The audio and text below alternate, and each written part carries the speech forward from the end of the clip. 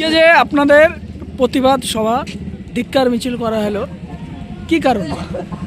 আজকে আমাদের পরিযায়ী শ্রমিক জুয়েল রানা, যার বাড়ি মুর্শিদাবাদের সুতি থানার বাহাদুরপুরে, সে উড়িষ্যায় কাজের সোর্সে গিয়েছিল। সেখানে কিছু উগ্র হিন্দুত্ববাদী সংগঠনের লোক আমাদের এই জুয়েল রানা ভাইকে পিটিয়ে হত্যা করেছে।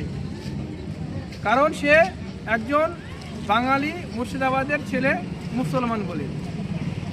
তারই প্রতিবাদে আজকে আমরা এই ধিক্কার মিছিল করেছি।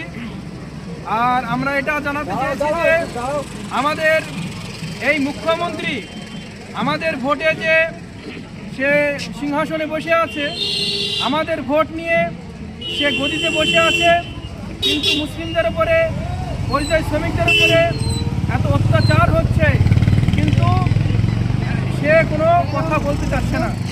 আমাদের মুখ্যমন্ত্রী এ বিষয়ে কোনো কথা বলছে না। তো তারই বিষয়ে আজকে আমরা এই আন্দোলনে নেমেছি, যাতে করে আমাদের জুয়েল রানার পরিবার যেন সঠিক ন্যায় বিচার পায়। তারই প্রতিবাদে আমরা রাস্তায় নেমেছি। পরিচয়টা জানো?